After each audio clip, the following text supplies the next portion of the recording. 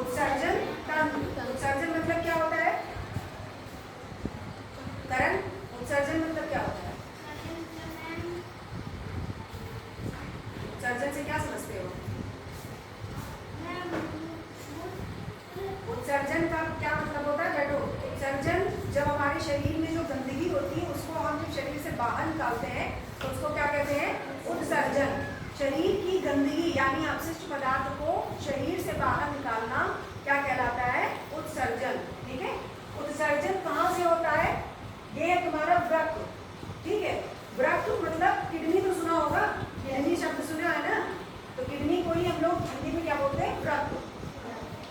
जब हमारा गंदा खून अपशिष्ट हम लोग के शरीर में जब हम लोग भोजन खाते हैं तो वो पेट में अम्ल कुछ बन जाता है, वो यूरिया में बदल जाता है। ठीक है। यूरिया क्या होता है? हमारे शरीर की गंदगी होती है और इस यूरिया को ही हम लोग को शरीर से बाहर निकालना होता है। तो खून में यूरिया मिलके कहाँ आता है? वृक्क में आ जाता है। ठीक है। वृक्क जो होता है सेम के आकार का होता है। 2 वृक्क होते हैं हमारे शरीर में। ठीक है। एक वृक्क का वजन कितना होता है? 150 ग्राम होता है।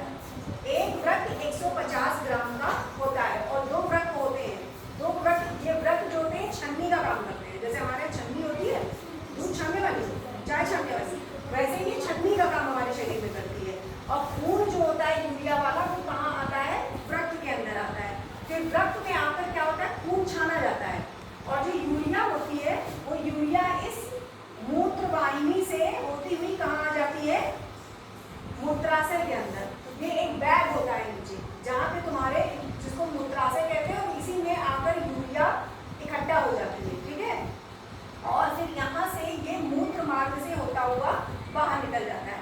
मूत्र समझते हो ना, जिसको तुम लोग कहते हो क्या? पेशाब करने जा रहे हैं, है ना?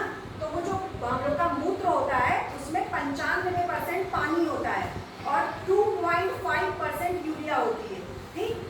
ये 95% पानी और 2.5% यूरिया और 2.5% और अदर जो गंदगी होती है, दूसरी गंदगी होती है, ये सारी कहाँ इकट्ठा होती है?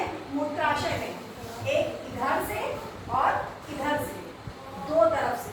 ठीक है। आगे कहाँ इकट्ठा हो जाता है? मूत्राशय में। तो तुम लोग को बार बार जैसे कहते हो ना, मैम मैं आई गो टू टॉयलेट, तो बार बार टॉयलेट जाते हो, तो बार बार टॉयलेट कैसे जा रहे हो? बार बार टॉयलेट जाने का मतलब है कि तुम्हारा जो किडनी है, वृक्क है, वो प्रॉपर तरीके से काम कर रहा है और वो तुम्हारे शरीर की गंदगी को छान रहा है बराबर।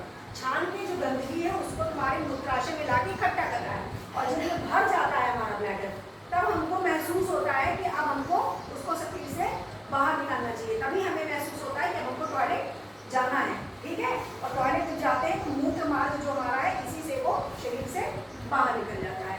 तो ये सारे अंग, वृक्क, मूत्रवाहिनी, मूत्राशय और मूत्र मार्ग, ये चारों मिलकर क्या बनाते हैं?